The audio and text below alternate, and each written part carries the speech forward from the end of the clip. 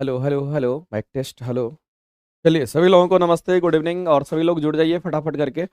हम लोग शुरुआत करेंगे, साइंस के क्वेश्चंस को हम लोग देखने वाले हैं। तो चलिए एक बार सभी लोग जोरदार तरीके से सेशन में जुड़िए और हम लोग शुरुआत करेंगे आज की क्लास का। और पहला क्वेश्चन आपके सामने है और इसके बारे में आज हम लोग पढ़ने वाले हैं। कह रहा है पानी की हम बात करते हैं और कितना पानी है, तो 1 kg पानी की बात कही जा रही है। नहीं, चलिए प्रदीप कुमार, अमित कुमार, सभी लोग जुड़ जाइए फटाफट करके। कह रहा है कि 1 kg पानी जो है हमारा, कितना पानी है, तो 1 kg पानी की हम बात कर रहे हैं। और 1 kg पानी को क्या कर दिया जा रहा है, तो 1 kg पानी को 4 डिग्री सेंटीग्रेड से 0 डिग्री सेंटीग्रेड तक क्या करते हैं, तो उसको ठंडा करते हैं। मेरे दोस्त सबसे पहले तो आपको यह समझना है कि अगर हम पानी की बात करते हैं, यदि हम H2O की बात करते हैं, जिसको हम यहां पर पानी कहते हैं, तो आप समझ लेना मेरे दोस्त कि पानी हमारा क्या होता है, तो एक अपवाद होता है, एक्सेप्शन का एक केस होता है। और इसके बारे में हम लोग को यह समझना होता है कि जब हम पानी की बात करते हैं तो पानी हमारा क्या, तो कि एक्सेप्शंस होता है, सभी पदार्थों में से ये क्या है, तो कहीं अलग है। तो इसमें इसकी प्रॉपर्टी क्या होती है, तो इसकी प्रॉपर्टी कैसा होता है, इस बात को समझिएगा। इसकी प्रॉपर्टी ये होगी कि मान लेते हैं कि पानी से बना हुआ हमारा बर्फ होता है, पानी से बना हुआ हमारा क्या होगा, कहेंगे बर्फ होता है।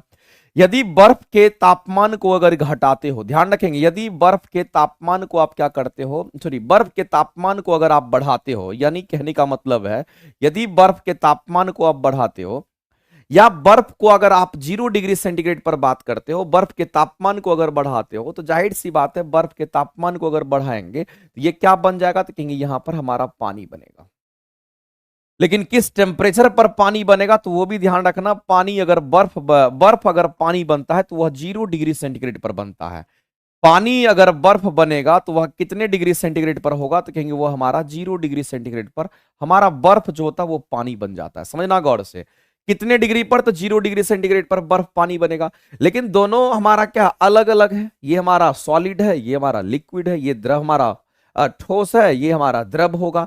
तो हम सभी लोग जानते हैं कि यहां पर तापमान जब समान होता है तो कहेंगे अवस्था में तापमान समान, और अवस्था अगर अलग अलग हो गया तो इसका मतलब है इसमें जो भी उष्मा मिला होगा उसको गुप्त उष्मा कहते हैं। इसका मतलब है मेरे दोस्त इसमें गुप्त उष्मा। और दूसरी बात समझना, यदि बर्फ पानी बनता है, तो यदि बर्फ हमारा पानी बनता है तो ऐसे केस में हम क्या कहते हैं, तो ऐसे केस में हम कहते हैं कि बर्फ अगर हमारा पानी बनेगा तो ऐसे केस में हम कहते हैं वो सिकुड़ता है, यानी कहने का मतलब है कॉन्ट्रैक्ट करता है। क्या होगा, तो कहेंगे यहां पर कॉन्ट्रैक्ट करता है। अगर कॉन्ट्रैक्ट करता है, कॉन्ट्रैक्ट का मतलब होता है सिकुड़ना, अगर कॉन्ट्रैक्ट करता है तो जाहिर सी बात है कि उसके वॉल्यूम की अगर हम बात करेंगे तो उसका जो वॉल्यूम होगा वो हमारा क्या होगा, कहेंगे वॉल्यूम हमारा घटता है। कॉन्ट्रैक्ट करना मतलब क्या, सिकुड़ना। जब सिकुड़ता है तो उसका वॉल्यूम घटता है, ये हमारा वॉल्यूम क्या हो जाएगा, तो कहेंगे घट जाएगा। मेरे दोस्त क्वेश्चंस के हिसाब से हम लोग चलते हैं, तो ये हमारा प्रॉपर्टी होता है। लेकिन अदर सब्सटेंस में ऐसा नहीं होता है कि अगर आप गर्म करते हो यानी कि तापमान को बढ़ाते हो, जब इसको गर्म करोगे तो ऐसा होता है, ऐसा दूसरी सब्सटेंस में नहीं होगा, केवल पानी में होता है। और दूसरा चीज हम लोग ये भी जानते हैं, इस बात को भी एकदम ध्यान रखना है आपको, कि मान लेते हैं कि यहां हमारा क्या, तो कहेंगे पानी है, और पानी को हम क्या कर रहे हैं, तो फ्रीज कर रहे हैं, यानी कि पानी को हम यहां पर बर्फ बना रहे हैं। यदि पानी हमारा फ्रीज करेगा तो कितने डिग्री पर फ्रीज करता है, तो ये भी हमारा 0 डिग्री सेंटीग्रेड पर फ्रीज करता है। लेकिन एक बात मेरे दोस्त यहां पर नहीं भूलना है कि पानी अगर बर्फ बनेगा तो ये एक्सपेंड करता है। ये क्या होगा, तो कहेंगे ये हमारा यहां पर एक्सपेंड करता है।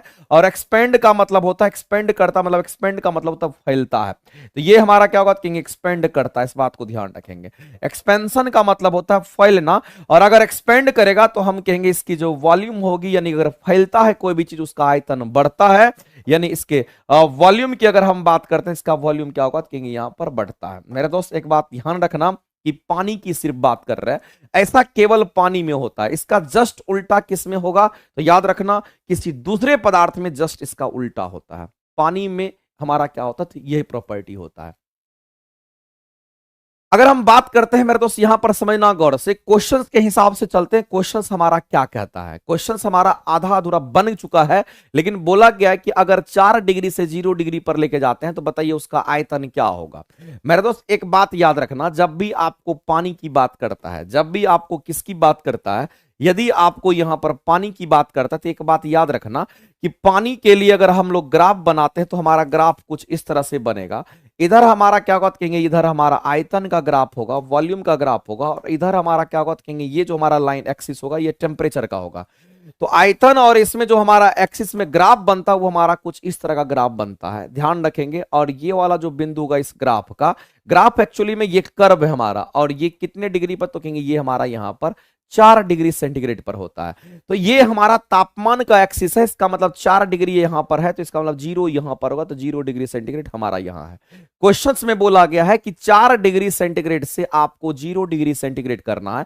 इसका मतलब 4 से किधर जाना है तो 0 पे जाना है। तो आप यहां पर 4 डिग्री सेंटीग्रेड से किधर जा रहे हो तो आप यहां पे 4 से 0 डिग्री की तरफ जा रहे हो। तो जब आप तापमान को घटाते हो, पानी की बात कर रहे हैं, जब आप तापमान को घटाते हो, इस ग्राफ में क्या देख रहे हो कि ग्राफ हमारा लग रहा है कि ऊपर जा रहा है। अगर ऊपर जाएगा तो इसका आयतन क्या होगा, बढ़ेगा, वॉल्यूम बढ़ेगा। इसका मतलब आयतन क्या होगा तो कहेंगे बढ़ेगा। और आपसे आयतन की बात कर रहा था, कहेंगे आयतन जो होगा हमारा अधिक हो जाता है। आयतन हमारा क्या होगा तो कहेंगे 4 से 0 कर रहे हैं इसलिए बढ़ेगा, घटेगा बढ़ेगा नहीं। कहेंगे 4 से 0 अगर कर रहे हैं तो आयतन क्या होगा तो कहेंगे बढ़ेगा।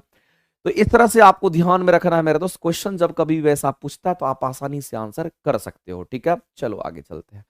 अगला क्वेश्चन दे रखा है, और ये क्वेश्चंस खास करके रेलवे में ऐसे क्वेश्चंस बहुत बार आते हैं। बोला कि 3 कूलम्ब का आवेश है और 10 वोल्ट विभवांतर 10 वोल्ट के संभावित अंतर के साथ 2 बिंदुओं पर ले जाने में कितना काम किया जाता है। मेरे दोस्त मैं आपसे ये कहना चाहता हूं, हमारा यहां से यहां मान लेते हैं एक चार्ज को लेके जाना है, एक जगह से दूसरे जगह चार्ज को लेके जाना। और चार्ज कहने का मतलब क्यू से दिखाते हैं आवेश को। और ये कितने कूलम्ब का चार्ज है तो क्वेश्चन में 3 कूलम्ब का आवेश है। कितना कूलम्ब का आवेश बोला है तो कहेंगे 3 कूलम्ब का आवेश बोला है। इसका मतलब है मेरे दोस्त क्यू का मान कितना होगा तो कहेंगे यहां पर 3 कूलम्ब हो जाएगा। क्यू का मान कितना होगा तो कहेंगे 3 कूलम्ब हो जाएगा। सर आपका बेसिक साइंस और ट्रेड का कोर्स लिया था पुराना ऐप पर, अब न्यू ऐप पर से एक्टिव होगा। हाँ अब कब, अब पवन मिश्रा जी हमारा जो नंबर दिया गया होगा इनकरे नंबर, उस पर आप कॉल करके अपना बैच ट्रांसफर करवा लीजिएगा। 16 तारीख से आपका एक नया बैच आ रहा है, आप उसमें बेसिक साइंस वगैरह के लिए आप उसमें जुड़ सकते हैं, ठीक है। चलिए आगे हम लोग बात करते हैं। अगला क्वेश्चन देते हैं। सर मैं आपका ऑफलाइन सेट में एडमिशन ले चुका हूं, लेकिन मैं अभी आपका क्लास नहीं कर पा रहा हूं, लेकिन मैं बहुत ही जल्द आपका क्लास करूंगा। बिल्कुल प्रदीप जी, आपका मोस्ट वेलकम। समझिएगा, अब कह रहा है कि हमारा यहां क्वेश्चन को समझिएगा, 2 बिंदु पर ले जाने, यानी कि 2 बिंदुओं की बात करती है। 2 बिंदुओं पर ले जाने में जो किया गया कार्य है वो आपसे पूछ रहा है। तो एक बिंदु ये है, दूसरा बिंदु हमारा ये है। यहां से यहां चार्ज को अगर लेके जाएंगे तो चार्ज अपने आप नहीं जाता है। चार्ज को एक जगह से दूसरे जगह अगर लेके जाना होगा तो चार्ज तभी जाएगा जब पोटेंशियल में डिफरेंस होगा। और चार्ज जब एक जगह से दूसरे जगह जाएगा तो हम कहेंगे उसमें विद्युत धारा भी बहेगा, क्योंकि चार्ज के फ्लो रेट को, आवेश के प्रवाह की दर को क्या कहते हैं तो विद्युत धारा कहते हैं। तो ये चार्ज को अगर हम यहां से आवेश को यहां से यहां पहुंचाएंगे तो इसमें कार्य करना पड़ेगा। तो इसमें कितना कार्य करना पड़ेगा, इसमें कितना कार्य करना पड़ेगा, ये किस बात पर निर्भर करेगा, क्योंकि ये पोटेंशियल डिफरेंस पर भी निर्भर करेगा। ये पोटेंशियल डिफरेंस मान लेते हैं कि वो कितना है तो कहेंगे वो हमारा डीवी है। इसको हम लोग इंग्लिश में क्या बोलते हैं तो इसको हम लोग यहां पर पोटेंशियल डिफरेंस के नाम से जानते हैं, याद रखेंगे। इसको हम लोग क्या कहेंगे मेरे दोस्त, तो कहेंगे ये हमारा यहां पर पोटेंशियल डिफरेंस है। ये हमारा क्या तो पोटेंशियल डिफरेंस है। और इसको हम लोग हिंदी में क्या कहते हैं तो इसको हिंदी में हम लोग यहां पर विभवांतर के नाम से हम लोग जानते हैं। विभव में अंतर, विभवांतर। और ये हमारा यहां से यहां के बीच में पोटेंशियल डिफरेंस है। अगर पोटेंशियल डिफरेंस होगा तो चार्ज फ्लो करेगा। अगर समान पोटेंशियल अगर मिल गया, अगर पोटेंशियल डिफरेंस का मान 0 हो गया, अगर समान पोटेंशियल हो गया तो हम कहेंगे चार्ज फ्लो नहीं करेगा। एक जगह से चार्ज दूसरे जगह को आप नहीं ले जा सकते हैं। लेकिन एक जगह से चार्ज को अगर दूसरे जगह पे लेके जाते हैं तो आपको एक कार्य करना पड़ेगा। लेकिन हम कहेंगे कि यहां पर पोटेंशियल डिफरेंस का होना जरूरी होता है। तो कितना कार्य करना पड़ेगा तो कहेंगे कार्य का फॉर्मूला क्या होगा तो कहेंगे Q इंटू हमारा यहां पर dV हो जाएगा मल्टीप्लीकेशन में। अब बताइए कि चार्ज 3 कूलम्ब का आपको दे रखा है और पोटेंशियल में डिफरेंस कितना है तो 10 वोल्ट का आपको यहां पे कह रहा है, ये 10 वोल्ट का है। ये कितना हो जाएगा तो कहेंगे यहां पर हमारा 3 कूलम और 10 वोल्ट दे रखा है। और कार्ज का यूनिट कितना होगा तो कहेंगे ये जूल में होगा। इसका मतलब है मेरे दोस्त कूलम गुना वोल्ट हमारा क्या होता है तो कहेंगे जूल होता है। नहीं, इस क्वेश्चन के अगर हम आंसर करेंगे तो ऑप्शन नंबर हमारा डी यहां पे राइट हो जाएगा। आगे चलते हैं, अगला क्वेश्चन देखते हैं। तो ये रेलवे को खास करके ध्यान रखिएगा, अगर हम रेलवे की बात करते हैं तो रेलवे को ये वाला जो चीज होता है work equal to Q DV की अगर बात करते हैं, ये क्वेश्चंस बहुत पूछता है। ठीक है, चलिए आगे चलते हैं, अगला क्वेश्चन देखते हैं मेरे भाई। और अगला क्वेश्चन, ये क्वेश्चन आप सभी लोग से हम कहेंगे कि ये क्वेश्चन अगर कर लीजिएगा तो समझ लीजिए कि आपको बहुत कुछ आ गया। यहां पर ओम पर मीटर लिखा हुआ है, ध्यान सुनना, यहां पर हम सही कर देते हैं, क्वेश्चंस में थोड़ा सा एरर था, ये ओम पर मीटर लिखा हुआ है। इंग्लिश में भी कर लेना, यहां पर ओम पर मीटर आपका यहां पर होगा, ओम पर मीटर लिखा हुआ, ये क्या है, यहां पर ओम पर मीटर लिखा हुआ है। इस क्वेश्चन के आंसर आप लोगों में से देखते हैं कितने लोग इस क्वेश्चन के आंसर करते हैं, और बेहतरीन क्वेश्चन में से एक है, ध्यान रखिएगा। एक बार इस क्वेश्चन को जल्दी से आप लोग करिए, और एक बार हम कहेंगे कि जितने लोग लाइव देख रहे हैं सभी लोग एक बार सेशन को लाइक कर दीजिए, एक बार सभी लोग दिल से सेशन को लाइक करिए, तभी हम इस तरह के सेशन को आपके सामने लाते रहेंगे। अगर आप लोग हमेशा से रेगुलर बेसिस में अगर वॉच करते हैं, रेगुलर बेसिस में अगर आप जुड़ते हैं, तो ये सेशन आपके लिए सदा चलता रहेगा। लेकिन इसके लिए है कि आपको लाइक करना है, बस खुश रहना है, जो चल रहा है उस क्वेश्चन के आंसर्स भी करना है। सर थोड़ा क्लियर लिखिएगा, मुझे देखने में प्रॉब्लम होती है। अंकिता जी को बार बार प्रॉब्लम काहे होता है पता नहीं। चलिए अच्छा कोशिश करेंगे, लेकिन ये क्वेश्चन बड़ा खतरनाक है, समझना गौर से। मैं फिर से आपको बता देना कहता हूं, इस क्वेश्चन के आंसर करके एक बार बता दीजिए क्या होगा। कह रहा है समरूप तार, मेरे दोस्त समझना गौर से, समरूप तार अगर बोल दिया इसका मीनिंग क्या हुआ। अगर आपको समरूप तार अगर बोल दिया, इसका मतलब है कि मटेरियल जो होगा वो एक समान होगा। यानी समरूप तार की अगर हम बात करते हैं तो मटेरियल क्या होगा, तो कहेंगे यहां पर, हेलो नहीं छोड़ दीजिए खाना। तो समरूप तार की अगर हम बात करते हैं तो ये बात आपको ध्यान में रखना है कि मटेरियल जो होगा तार का वो कैसा होगा, तो कहेंगे एक समान होगा। यानी कि समरूप तार अगर बोल दिया तो जो तार की जो मटेरियल होती है, उनकी जो मटेरियल है, पदार्थ की अगर हम बात करते हैं, इनके मटेरियल की अगर हम बात करते हैं, तार के मटेरियल की बात करते हैं, यानी पदार्थ की हम बात करते हैं, तो जो पदार्थ हमारा होगा वो कैसा है, तो कहेंगे पदार्थ हमारा एक समान होगा। पदार्थ हमारा कैसा होगा, तो एक समान, यानी अगर कॉपर है तो कॉपर होगा पूरा, आयरन है तो पूरे आयरन ही होगा, उसमें कुछ मिलावट नहीं है, इसलिए समरूप तार का मतलब ये हुआ। अब कह रहा है कि जो तार हमारा समरूप है उससे एक वृत्ताकार चालक का व्यास हम 2 मीटर बनाते हैं। यानी कहने का मतलब समझिएगा, अगर मान लेते हैं कि हमारे पास क्या था, तो एक तार था, समझना गौर से, और इस तार की अगर हम बात करते हैं तो इस तार का, ये तार हमारा समरूप तार है, और इससे हम क्या कर रहे हैं, तो इससे हम बना रहे हैं एक वृत्त। इससे हम क्या बना रहे हैं, तो इससे हम एक बना रहे हैं वृत्त। समझना गौर से, समझाने के लिए बस हम इतना कर रहे हैं, नहीं तो ये क्वेश्चंस बनाने में बहुत जल्दी हम आपको क्लिक कर देते, बहुत जल्दी हम बना देते। तो ये एक समरूप तार था, इस तार से हमने क्या बना दिया, एक वृत्त बना दिया। यहां पर ऐसा क्वेश्चंस में बोला, और वृत्त का अपना क्या होगा, तो कहेंगे एक सेंटर होगा। और क्वेश्चंस में बोला है कि जो वृत्त आप बना रहे हैं ना, जो वृत्ताकार चालक आप बना रहे हैं, उसकी जो व्यास होगी वो कितनी होगी। तो जो वृत्ताकार चालक है इसकी व्यास आपको मेंशन कर दिया है, इसके डायमीटर मेंशन कर दी गई है, यहां पर 2 मीटर का है।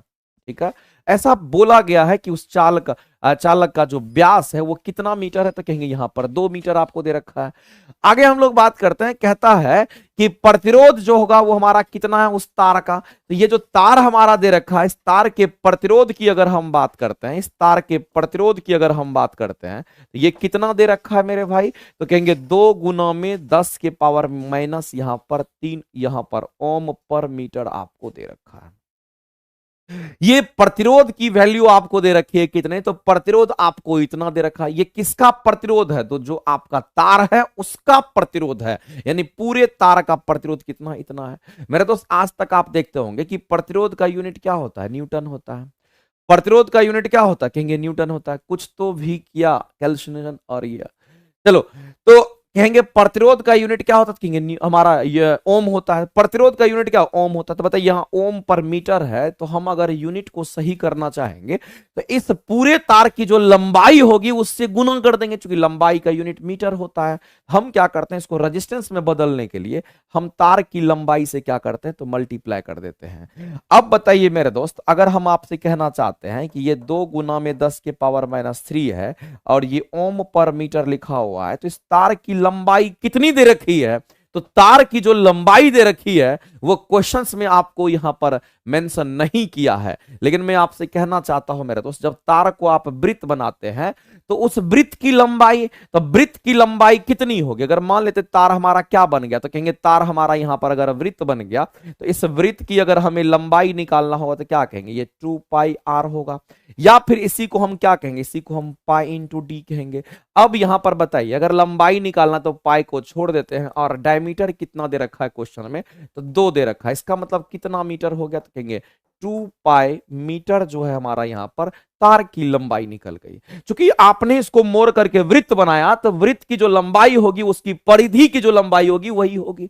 तो परिधि 2 पाई आर, और कहेंगे वही हमारा पाई डी भी हो जाएगा, और हम कहेंगे वो हमारा कितना? तो 2 पाई मीटर हमारा हो गया।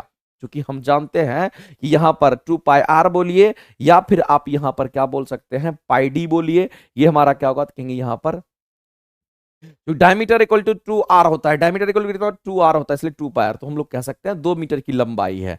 तो इसमें अगर हम गुना अगर कर देते हैं किससे? तो 2 पाई मीटर से। कितना से? 2 पाई मीटर से अगर गुना कर देते हैं, यहां पर 2 पाई अगर मीटर से अगर हम यहां पर गुना कर देते हैं, तो ये तो यूनिट ना है, ये हमारा मीटर से मीटर कट जाएगा। अब देखो ये ओम में बच जाएगा।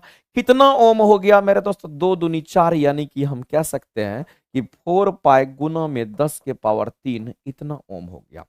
अब हम क्या कर दिए? तो रेजिस्टेंस अब हम फाइंड कर पाए कि रेजिस्टेंस कितना हो गया। तो कहेंगे यहां पर इतना ओम रेजिस्टेंस हमारा हो गया, कोई दिक्कत नहीं है। अब कह रहा है, समझना गौर से, कह रहा है कि व्यास के सिरे पर मापा गया प्रतिरोध क्या होगा? तो व्यास का सिरा कौन है? ये है।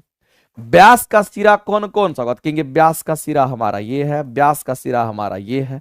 तो जब व्यास के सिरे के अकॉर्डिंग मान लेते हैं, यहां पर हमारा ए है, यहां पर हमारा बी है, तो ऊपर आधा प्रतिरोध नीचे, तो टोटल प्रतिरोध इतना है, तो इसका आधा कितना होगा? तो इसका आधा आप कहिएगा सर ऊपर में चला जाएगा हमारा 2 पाई गुना में 10 के पावर -3 ओम हो गया। नीचे में भी कितना होगा? तो सर कहिएगा 2 पाई गुना में 10 के पावर -3 ओम हो गया। अब मेरे दोस्त इस डायमीटर के अलोंग अगर पूछा गया है, यानी इसके और इसके पॉइंट के, तो इधर भी हमारा समान इधर भी समान, तो ये हमारा पैरेलल में हो गया। हम जानते हैं रेजिस्टेंस का मान अगर बराबर होता है तो टोटल रेजिस्टेंस अगर हमें निकालना होगा ए और बी के बीच में, तो आर बाय एन का फॉर्मूला लगाएंगे। आर का मान कितना है? तो किसी एक प्रतिरोध का मान, चूंकि श्रेणी हमारा पैरेलल में हो गया, तो एक प्रतिरोध कितना? तो कहेंगे 2 पाई गुना में 10 के पावर -3 ओम है हमारा। नहीं, इसमें क्योंकि नंबर ऑफ प्रतिरोध अगर 2 है तो 2 से गुना कर देंगे, बचा कितना? तो पाई गुना में 10 के पावर -3 ओम। आंसर करेंगे सी। तो इस क्वेश्चंस को बनाने के लिए आपको सबसे पहले तो कंसेप्ट पता होना चाहिए, ठीक है? ऐसे नहीं बनने वाला था। आगे चलते हैं और अगला क्वेश्चन देखते हैं कितने लोग आंसर करते हैं। चलो अगला क्वेश्चन, डायनेमो का प्रयोग कहां किया जाता है? हम सभी लोग जानते हैं कि जो हमारा डायनेमो होता है ये क्या करता है? तो कहना मेरे दोस्त, अगर हम डायनेमो की बात करते हैं ये क्या करता है, तो कहेंगे डायनेमो का काम है यांत्रिक ऊर्जा से विद्युत ऊर्जा में परिवर्तित करना। यानी यांत्रिक ऊर्जा को किस में? तो विद्युत ऊर्जा में परिवर्तित करेगा, ये हमारा डायनेमो है। लेकिन समझते हैं, अगर हम डायनेमो की बात करते हैं मेरे दोस्त, ये किस प्रिंसिपल पे काम करता है? तो ध्यान रखना है कि डायनेमो की अगर हम बात करते हैं ये किस पर काम करेगा, तो कहेंगे ये हमारा डायनेमो की बात करते हैं तो ये फ्लेमिंग, याद रखना ये किस पर आधारित होता है? तो कहेंगे ये फ्लेमिंग के दाएं हाथ के नियम पर आधारित होता है। फ्लेमिंग के दाएं हाथ के नियम पर आधारित होता है, याद रखना। फ्लेमिंग के दाएं हाथ के नियम की अगर हम बात करते हैं, दाएं हाथ के नियम पर हमारा आधारित होता है, जिसको हम लोग क्या कहते हैं? यहां पर डायनेमो कहते हैं, ठीक है? ध्यान रखेंगे। आगे चलते हैं, इस क्वेश्चन का आंसर इजी था। अगला क्वेश्चन आपके सामने है, कह रहा है कि शुक्राणु कहां बनते हैं? आप सभी लोग इस क्वेश्चन का आंसर करके बताइएगा कि शुक्राणु कहां बनते हैं। देखते हैं कितने लोग इस क्वेश्चन के आंसर करते हैं। सर आवाज नहीं जा रही है, आवाज जा रही होगी, इसमें क्या दिक्कत हो गया? Hello hello hello hello hello hello hello hello, आवाज जा रही होगी चांदनी जी, आवाज बिल्कुल जी जा रही होगी, इसमें कहीं से कोई परेशानी नहीं। इस क्वेश्चन के एक बार आंसर करके बताइएगा। तो शुक्राणु कहां बनते हैं, यानी स्पर्म का फॉर्मेशन कहां होता है? हम चाहेंगे कि आप सभी लोग आंसर करेंगे। आपके सामने दे रखा है टेस्टिस में, या प्रोस्टेट ग्लैंड में, या सेमिनल वेसिकल में, या फिर स्क्रोटम सैक में। आप सभी लोग इस क्वेश्चन के आंसर करके बताइएगा कहां पर हमारा स्पर्म का निर्माण होता है। तो आप सभी लोगों को पता होगा कि स्पर्म का निर्माण कहां पे होगा, तो वृषण में होगा, जिसको टेस्टिस कहते हैं। मेरे दोस्त हम सभी लोग जानते हैं कि मेल पार्ट क्या होता है, तो कहेंगे यहां पर ये मेल की बात कर रहा है, तो मेल में ही स्पर्म का निर्माण होता है। मेल में क्या होगा, तो कहेंगे मेल में यहां पर स्पर्म का जो निर्माण होता है वो कहां पर, तो कहेंगे मेल में होता है। लेकिन स्पर्म का निर्माण कहां पे, तो कहेंगे टेस्टिस में होता है। याद रखना कहां पे, तो टेस्टिस में होता है। और इस टेस्टिस के अंदर ध्यान रखना कि अगर इस टेस्टिस की बात करते हैं तो इस टेस्टिस में, इस टेस्टिस से जो हार्मोन निकलता है उसको हम लोग क्या कहते हैं, तो उसको हम लोग टेस्टोस्टेरोन हार्मोन के नाम से जानते हैं। इसको हम लोग क्या कहेंगे, तो इसको हम लोग टेस्टोस्टेरोन हार्मोन के नाम से जानते हैं। ये बात एकदम नहीं भूलना है। ये क्या है, तो कहेंगे टेस्टोस्टेरोन हार्मोन होता है जो कि स्पर्म के निर्माण में सहायक होता है, जो कि टेस्टिस में इसका फॉर्मेशन होता है। और दूसरी बात आपको ध्यान रखना है मेरे दोस्त कि स्पर्म का फॉर्मेशन अगर अच्छे तरीके से होता है तो स्पर्म के फॉर्मेशन के लिए, स्पर्म के निर्माण के लिए आप यहां पे कह सकते हो कि टेस्टिस का जो टेम्परेचर होना चाहिए, ध्यान रखेंगे टेस्टिस के अंदर का जो तापमान होना चाहिए, टेस्टिस के अंदर का, टेस्टिस के अंदर का जो तापमान होना चाहिए हमारे शरीर के तापमान से कितना, तो कहेंगे अंदर का तापमान हमारे शरीर के तापमान से कितना, तो कहेंगे हमारे शरीर की अगर हम बात करते हैं, हमारे शरीर के तापमान से कितना, तो हमारे शरीर के तापमान से, हमारे शरीर के तापमान से 1 डिग्री सेंटीग्रेड से लेकर के 2 डिग्री सेंटीग्रेड कम होना चाहिए। इतना क्या होना चाहिए, कहेंगे यहां पर कम होना चाहिए। इस बात को ध्यान रखिएगा, तब हम कहते हैं कि प्रॉपर वे में स्पर्म का फॉर्मेशन हो पाता है। जैसे कि अगर हम बात करते हैं मेरे दोस्त, यहां पर समझिएगा गौर से, अगर हम लोग बात करते हैं टेस्टिस का, तो ये हमारा क्या, तो कहेंगे यहां पर टेस्टिस, ये हमारा क्या, तो कहेंगे इसी के अंदर हमारा क्या होगा, कहेंगे इसी के अंदर ये जो पॉच लाइक स्ट्रक्चर आपको दिखेगा, हम उसको स्क्रोटल सैक कहते हैं, और इसको हम लोग क्या कहते हैं, तो ये टेस्टिस है। ध्यान रखेंगे यहां पर ये क्या है, तो इसको हम लोग यहां पर टेस्टिस कहते हैं। यही दो जो आपको दिख रहा है इसी को हम क्या कह देते हैं, तो यही हमारा यहां पर टेस्टिस होता है। अब इस टेस्टिस के अंदर क्या होगा, तो इस टेस्टिस के अंदर जो द्रव पदार्थ भरा हुआ रहता है, ये जो द्रव पदार्थ हमारा भरा हुआ रहता है, इस टेस्टिस के अंदर द्रव पदार्थ भरा रहता है। ध्यान रखेंगे। अब हम बात करते हैं कि इस टेस्टिस का जो टेम्परेचर होना चाहिए इसके अंदर का, वो कितना, तो कहेंगे 1 से 2 डिग्री टेम्परेचर हमारे बॉडी टेम्परेचर से कम होना चाहिए। अगर हमारा बॉडी टेम्परेचर 37 डिग्री सेंटीग्रेड है तो बताइए इसका कितना, तो कहेंगे 37 से हमारा 1 से 2 डिग्री कम होना चाहिए। अब दूसरी बात, ये जो पॉच लाइक आपको स्ट्रक्चर दिखता होगा, ध्यान रखेंगे ये जो पॉच लाइक संरचना आपको दिख रही होगी, पॉच लाइक जो स्ट्रक्चर आपको दिख रहा होगा, इसी को हम लोग स्क्रोटल सैक कहते हैं। इसी को हम क्या कहेंगे, इसी का नाम यहां पर स्क्रोटल सैक, आप देखते होंगे यहां पर स्क्रोटम भी लिखा हुआ है, और स्क्रोटल सैक को हम स्क्रोटम के नाम से भी जानते हैं। इसको हम लोग क्या कहेंगे, तो इसको हम लोग स्क्रोटम के नाम से भी जानते हैं। ध्यान रखिएगा स्क्रोटल सैक को हम लोग क्या कहेंगे, तो स्क्रोटम के नाम से भी जानते हैं। इस बात को ध्यान रखेंगे। तो इस क्वेश्चन के अगर हम आंसर करेंगे तो यहां पर इसको सही कर लीजिएगा, अंडकोश या वृषण कोश। वृषण में तो ये आप इसको हटा दीजिएगा, स्क्रोटम हम कह सकते हैं। कोश बोला है, अगर कोश की बात कर रहा है तो हमारा स्क्रोटम होगा, यानी कि ये जो पॉच लाइक स्ट्रक्चर है इसकी बात कर रहे हैं। लेकिन मेनली अगर स्पर्म का निर्माण होता है तो टेस्टिस में होता है, इसमें होता है, इसमें होता है। इसीलिए स्पर्म का निर्माण कहां पे, तो टेस्टोस्टेरोन हार्मोन करता है जो कि टेस्टिस के अंतर्गत होता है। ठीक है, इस क्वेश्चन के अगर आंसर करेंगे तो ऑप्शन डी, आप ए ऑप्शन आपका राइट होगा। लेकिन हम समझते हैं यहां पर कि प्रोस्टेट ग्लैंड क्या होता है। मेरे दोस्त एक बात समझिएगा कि अगर हम प्रोस्टेट ग्लैंड की अगर हम बात करते हैं, यहां पर हमारा क्या है, तो ये मेल में होता है प्रोस्टेट ग्लैंड। अगर हम प्रोस्टेट ग्लैंड की अगर हम बात करते हैं तो ये तरल पदार्थ का निर्माण करता है। ये किसका निर्माण करता है, तो कहेंगे ये प्रोस्टेट ग्लैंड क्या करता है, तो ये तरल पदार्थ का निर्माण करता है। ये किसका निर्माण करेगा मेरे दोस्त, कहेंगे ये तरल पदार्थ का निर्माण करता है। और जो तरल पदार्थ हमारा होता है वो कैसा होता है, तो कहेंगे जो तरल पदार्थ होगा वो स्टिकी होता है। वो कैसा होगा, कहेंगे वो स्टिकी होता है। इस बात को ध्यान रखेंगे, यानी स्टिकी कहने का मतलब वो चिपचिपा होता है। वो कैसा होगा, यहां पर चिपचिपा होता है। इस बात को आप ध्यान रखेंगे, स्टिकी होता है। अगर हम प्रोस्टेट ग्लैंड की बात करते हैं तो ये क्या करता है मेरे दोस्त, ये हमारा एक ग्रंथि होता है, ग्रंथि होती है।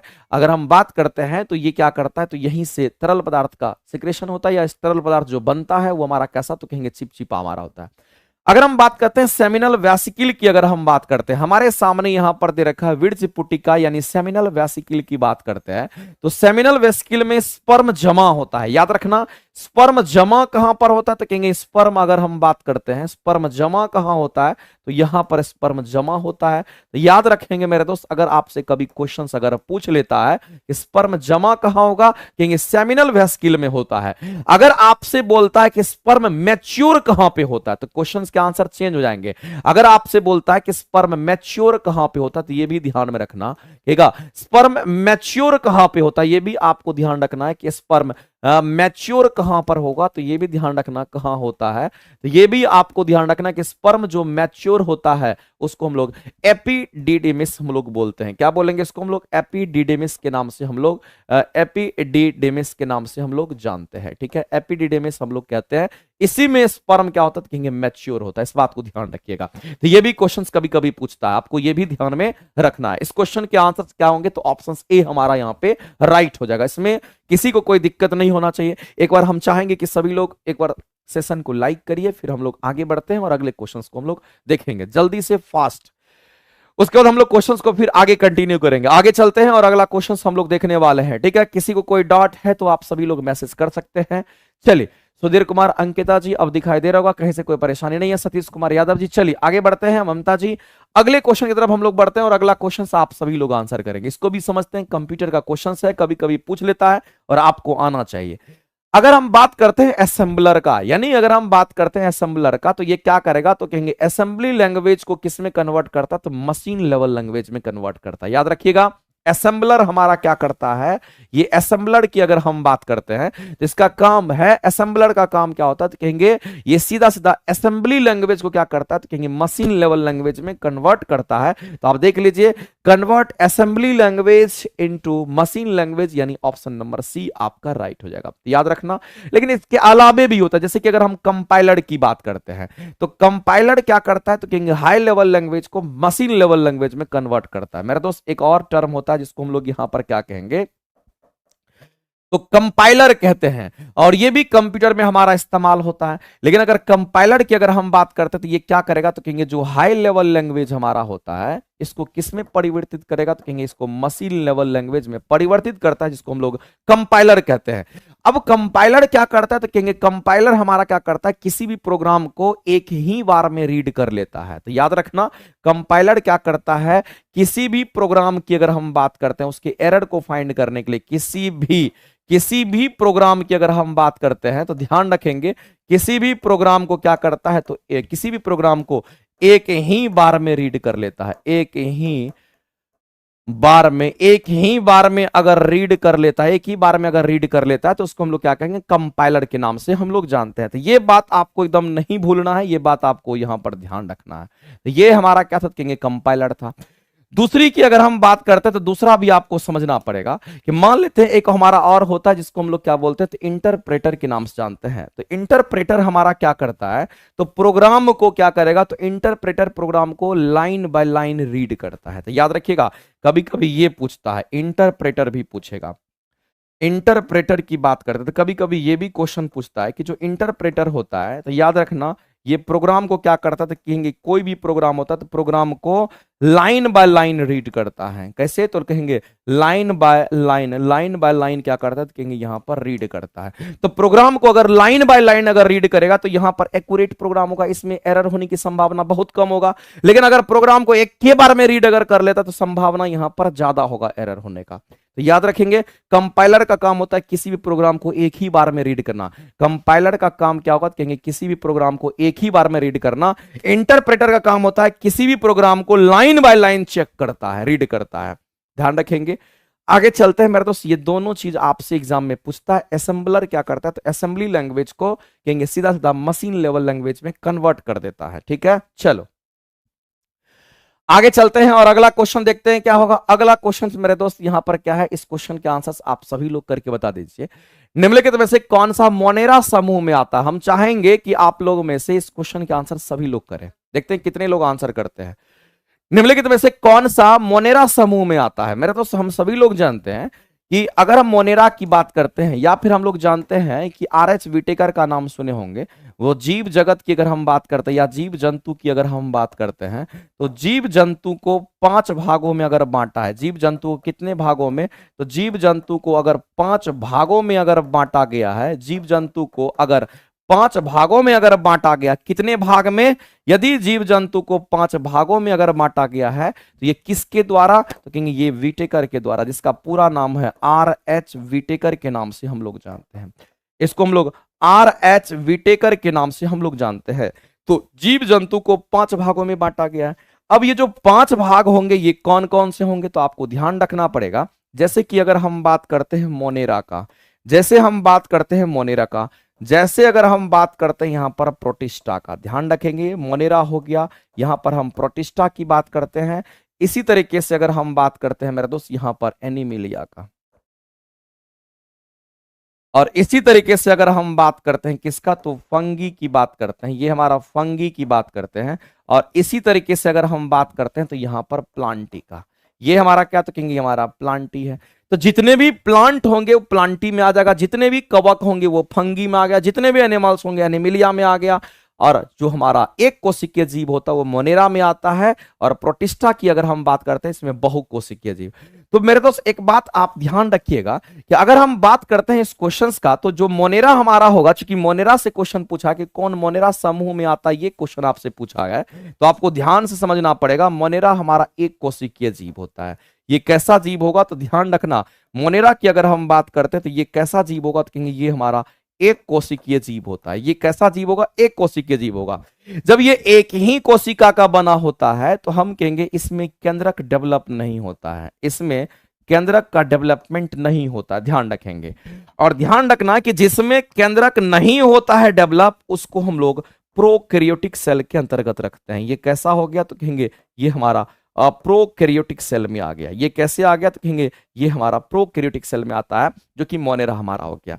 इसके अलावे आप यहां पर जितने भी आप जीव जंतु देख रहे हैं, इसमें जितने भी आप जीव जंतु यहां पर जितने भी जीव जंतु मेरे दोस्त आप देख पा रहे होंगे, ये सभी के सभी हमारा किस में आएगा? तो ये सभी के सभी हमारा यहां पर यूकैरियोटिक सेल से बना होता है। ये सभी के सभी किससे? तो कहेंगे ये सभी के सभी यहां पर यूकैरियोटिक सेल का बना होता है। इस बात को याद रखना। अगर यूकैरियोटिक सेल से बने होते तो ये बात एकदम ध्यान रखना मेरे दोस्त कि इसमें केंद्रक का डेवलपमेंट अच्छे तरीके से होता है। तो कहेंगे यहां पर केंद्रक डेवलप होता है।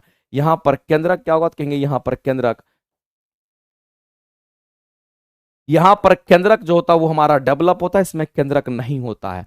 अब अगर हम बात करते हैं इस क्वेश्चंस का, तो कौन मोनेरा समूह में आता है? तो मोनेरा में हमारा क्या आएगा? कहेंगे हमारा माइकोप्लाज्मा, यानी कहने के मतलब हमारा बैक्टीरिया भी आता है, जिसको हम लोग साइनोबैक्टीरिया के नाम से जानते हैं। कौन सा बैक्टीरिया है? तो यहां पर हम कहेंगे साइनोबैक्टीरिया की बात करते हैं। कौन सा बैक्टीरिया है मेरे दोस्त? कहेंगे यहां पर साइनोबैक्टीरिया की बात करते हैं, यही हमारा होगा। तो साइनोबैक्टीरिया तो नहीं लिखा, बैक्टीरिया लिखा, तो यही हमारा राइट आंसर करेंगे। लेकिन एक बात याद रखिएगा, ये जो साइनोबैक्टीरिया होता है, सर्वप्रथम प्रकाश संश्लेषण के लिए ऑक्सीजन को अगर बाहर किया था तो सर्वप्रथम सबसे पहले कौन किया था? क्योंकि हमारा साइनोबैक्टीरिया ही ऐसा जीव था जो ऑक्सीजन छोड़ता था, जिससे जो जलीय जीव होते थे उससे क्या करता था? ऑक्सीजन को ग्रहण करता था। तो याद रखिएगा ये सबसे पहले साइनोबैक्टीरिया ही क्या करता था? ऑक्सीजन छोड़ने का काम करता था, ठीक है।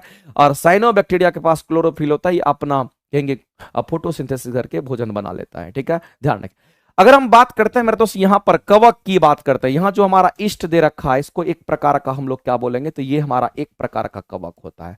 ईस्ट क्या है? तो एक बात ध्यान रखना कि ये हमारा एक प्रकार का कवक होता है, इस बात को नहीं भूलना। ये क्या है? तो कहेंगे एक प्रकार का कवक होता है, जिसको हम लोग ईस्ट कहते हैं।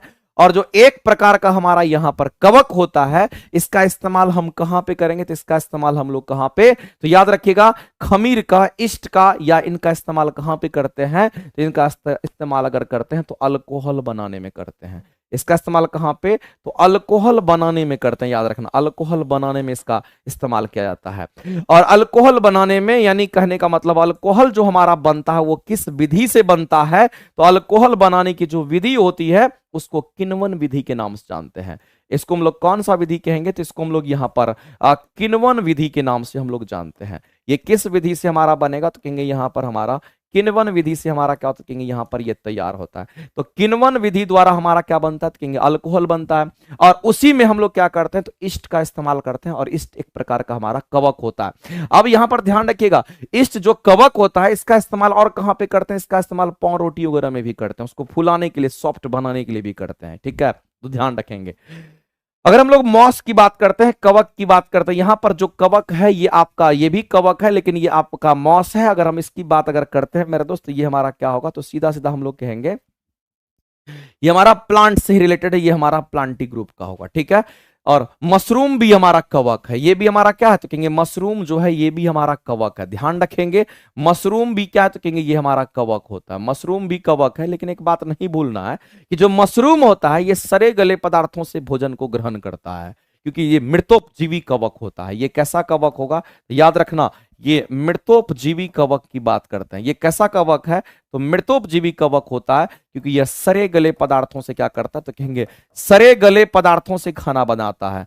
अगर कोई सड़े गले पदार्थों से सड़े गले पदार्थों से अगर खाना अगर बनाता है, सड़े गले पदार्थों से अगर खाना बनाता है, तो उसको मृतोपजीवी हम लोग कहते हैं। तो ये मृतोपजीवी कवक कहलाता है, ठीक है।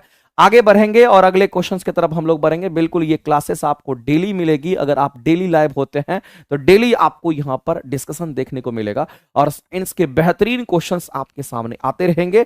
बस और बस क्या करना है, तो आपको डेली आकर के 8 बजे जुड़ जाना है। डेली 8 से 9 आपका साइंस क्लास चलेगा, इसमें सारे क्वेश्चंस को हम डेली करेंगे, ठीक है।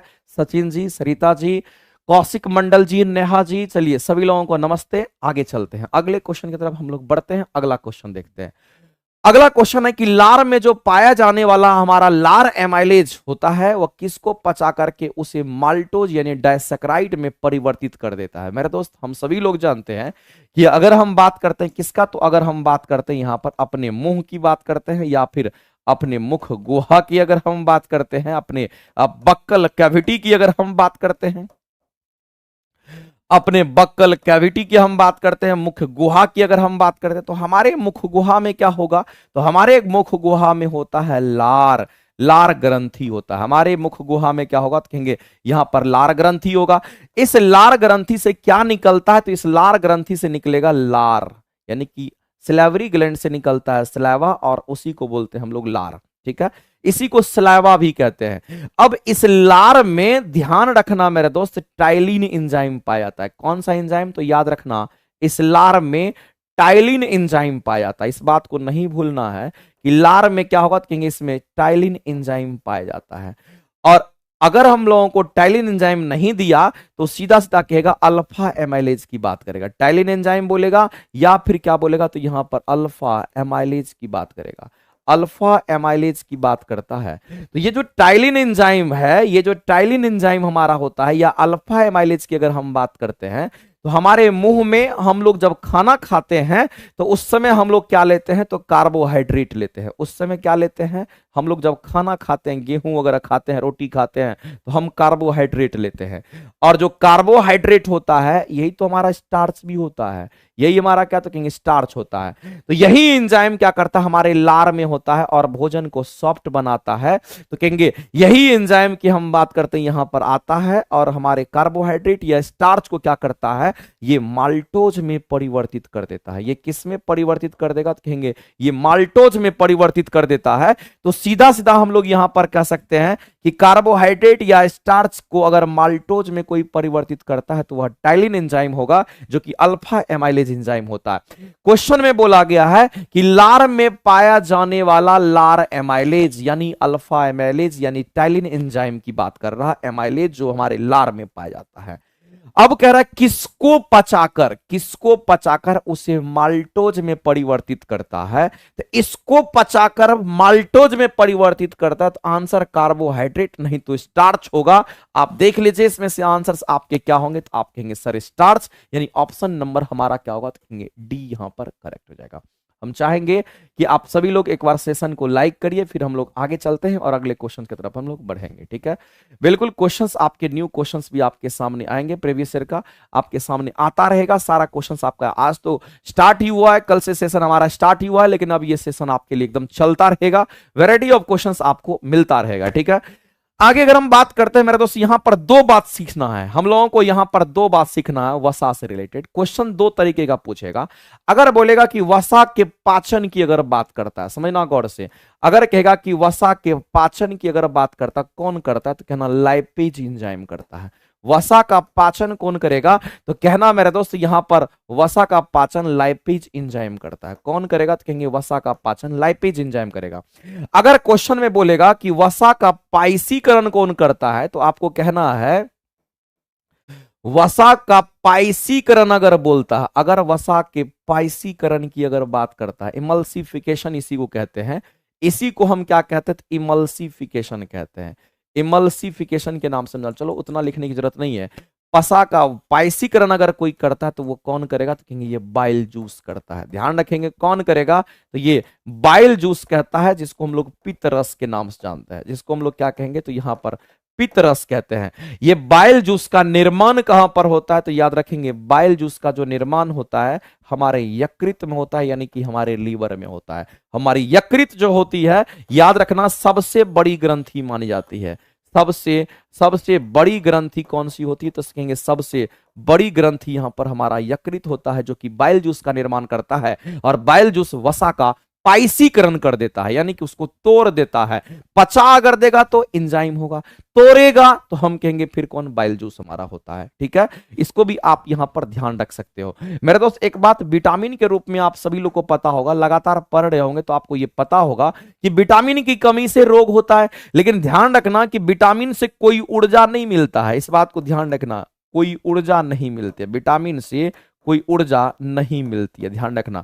विटामिन से कोई ऊर्जा नहीं मिलती, इस बात को एकदम नोट कर लेना, क्योंकि ये क्वेश्चंस आपको नहीं मिलती, ये क्वेश्चंस पूछता है। ठीक है, इसको आप ध्यान रखें। और प्रोटीन की पाचन की अगर हम बात करते हैं तो आप ही बताइए मेरे दोस्त, अगर प्रोटीन के बारे में अगर आपसे बात करता है तो प्रोटीन का अगर पाचन करेगा तो प्रोटीन का पाचन दो तरह का, या तो हमारा ट्रिप्सिन एंजाइम करता है। कौन करेगा? या तो हमारा ट्रिप्सिन एंजाइम करेगा, या तो हमारा क्या करेगा? तो कहेंगे यहां पर पेप्सिन एंजाइम करता है। या तो ट्रिप्सिन एंजाइम करेगा, या तो हमारा यहां पर पेप्सिन एंजाइम करता है। यही दोनों क्या करता है? तो कहेंगे प्रोटीन का पाचन करता है। कहेंगे ट्रिप्सिन एंजाइम का सिक्रेशन हमारे अग्न्याशय से, और पेप्सिन हमारे कहां? तो आमाशय से होता है, इस बात को ध्यान रखेंगे। ठीक है, हाँ सचिन कुमार जी, अल्फा एमाइलेज, लेकिन बहुत कम मात्रा में, जनरली हमारे लार में ही वो पाया जाता है। ठीक है, लार में हमारा क्या होगा? तो कहेंगे एमाइलेज होता है। ठीक है, आगे चलते हैं, आगे हम लोग चलते हैं, अगला क्वेश्चन की तरफ हम लोग बढ़ते हैं। एक बात और ध्यान रखना, ये हमारा क्या है? तो ये हमारा पॉलीसेकेराइड्स होता है, और ये हमारा क्या? तो कहेंगे डाइसेकेराइड्स होगा। ये पॉलीसेकेराइड्स, ये हमारा डाइसेकेराइड्स, इसीलिए माल्टोज को डाइसेकेराइड्स कहते हैं। और स्टार्च की अगर हम बात करते हैं, कार्बोहाइड्रेट की बात करते हैं, इसको पॉलीसेकेराइड्स कहते हैं। कोई दिक्कत नहीं है, आगे बढ़ते हैं मेरे दोस्त। और अगला क्वेश्चन हम लोग देखते हैं क्या कहता है। निम्नलिखित में से किस ग्रुप के जो जंतु होते हैं वो प्रायः रात्रिचर होते हैं? हमें यह बताइए कि किस ग्रुप के जंतु की बात कही गई है जो रात्रि में निकलते हैं, रात्रिचर होते हैं, रात्रि में निकलते हैं, रात्रि में अपना भोजन करते हैं। तो आप सभी लोग इस क्वेश्चन के आंसर करेंगे। क्या मेरे दोस्त घरेलू मक्खी सिर्फ रात्रि में निकलता है? रात्रि में निकलता है? बिल्कुल भी नहीं। तोता रात्रि में निकलता है? बिल्कुल भी नहीं। मच्छर रात्रि में निकलता है। चमगादड़ को रात्रि में दिखाई देता है। चमगादड़ हमारा, उल्लू हो गया, रात्रि में इसको दिखाई देता है। तो चमगादड़ हो गया, मच्छर हो गया, ये सब हमारा क्या? तो कहेंगे दिन वाला होता है। तो कहेंगे आंसर करेंगे बी, आपका राइट हो जाएगा। हिरन, कुत्ता, ये सब नहीं होगा, इसलिए गलत हो गया। नेक्स्ट, अगला क्वेश्चन आपके सामने है। समतल दर्पण से रिलेटेड जितने भी क्वेश्चंस बनते हैं, हम आपको सारा क्वेश्चंस अब डिस्कस करने वाले हैं।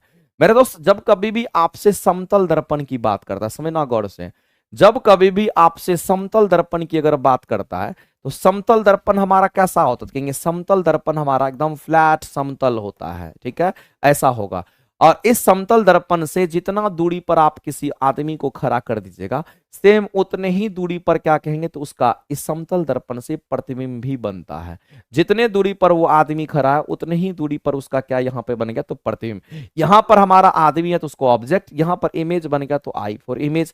तो जितना दूरी इस दर्पण से इधर होगा उतना ही दूरी ये होगा। अब ध्यान रखना, कभी कभी क्वेश्चंस में यह पूछता है कि यदि समतल समतल दर्पण को थीटा कोण से घुमा देते हैं, ध्यान समझना, समतल दर्पण को किसको? समतल दर्पण को थीटा कोण से, ध्यान से रुकना, थीटा कोण से समतल दर्पण को थीटा कोण से घुमा दिया जाए तो जो प्रतिबिंब होगा वो हमारा कितना से घूम जाएगा? कहेंगे अगर हम यहां पर प्रतिबिंब की अगर हम बात करते हैं तो प्रतिबिंब कहेंगे 2 थीटा से घूम जाता है। कितना? तो कहेंगे 2 थीटा से यहां पर घूम जाता है, ये 2 थीटा से घूम जाएगा समतल। दूसरी बात, समतल दर्पण में बना प्रतिबिंब कैसा होगा, तो हमेशा आपको काल्पनिक या आभासी होता है, ये बात भी एकदम नहीं भूलना है।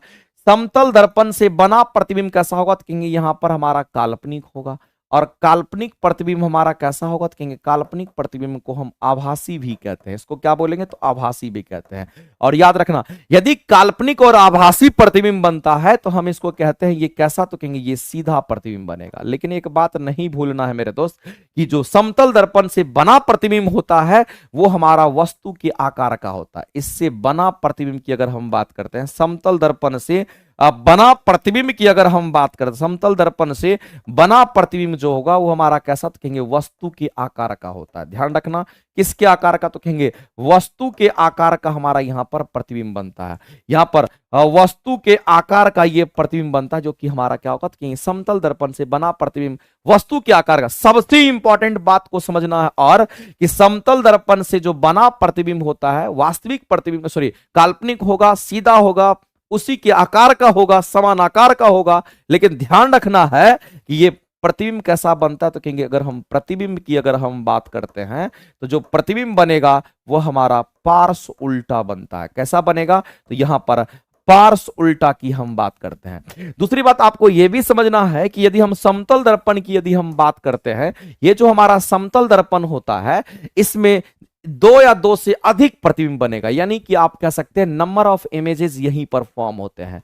नंबर ऑफ इमेज अगर फॉर्म होगा तो हमारा ज्यादा से ज्यादा अगर इमेज फॉर्म करता है तो वो कहां पर, तो नंबर ऑफ इमेजेस अगर फॉर्म होते हैं तो वो कहां, तो कहेंगे समतल दर्पण से हमारा होता है। ठीक है, इस बात को भी आप ध्यान में रखेंगे। बताइए आप क्वेश्चन का आंसर करते हैं, समतल द्वारा बनाया प्रतिबिंब हमारा कैसा होगा, तो सबसे पहले आप कहिएगा वस्तु के आकार से दोगुना, तो आप काट दोगे, क्योंकि वस्तु के आकार का क्या है, तो प्रतिबिंब बराबर है। आप देखिए, ठीक है, ई तो गलत हो गया। दूसरा, वस्तु के आकार का आधा, आधा नहीं बराबर होगा, कह रहा वस्तु के आकार के बराबर आकार का होगा, एकदम बिल्कुल सही है। और चौथा स्टेटमेंट कह रहा कि पार्श्व उल्टा बनेगा, ये भी सही है। तो आंसर तीसरा और चौथा स्टेटमेंट सही है। तो तीसरा और चौथा अगर सत्य है, यानी ये दोनों स्टेटमेंट हमारे सत्य हैं। आंसर क्या करेंगे, ऑप्शन नंबर सी राइट हो जाएगा। ऑप्शन नंबर हमारा क्या होगा, कहेंगे यहां पर सी हमारा यहां पर राइट हो जाएगा। कोई दिक्कत नहीं। हमको लगता है कि सभी लोगों तक ये क्वेश्चंस आपका पहुंच गया होगा, और इतने तरह के क्वेश्चंस अगर आप आते हैं आपके सामने तो आप कर सकते हैं। और याद रखना कि समतल दर्पण की तरफ अगर आप समतल दर्पण की तरफ अगर भी वेग से अगर आप वस्तु अगर दौड़ती है जाती है तो उसका प्रतिबिंब 2 भी वेग से आता हुआ दिखता है। इस बात को भी आप ध्यान में रखना, क्योंकि वेग है, वेग जुट जाता है अपोजिट डायरेक्शन में। ठीक है, तो चलिए आज हम लोग इतने तक करेंगे, और नेक्स्ट क्लास में हम लोग फिर मिलते हैं। तो आप लोग सभी लोग एक बार सेशन को लाइक करिए, फिर हम लोग कल मिलते हैं अपने 8 बजे की टाइमिंग में। आप सभी लोग फिर जुड़िए कल, और कल आपको एक से एक बेहतरीन क्वेश्चन को फिर से कराया जाएगा। ठीक है, चलिए आज के लिए इतना ही, धन्यवाद।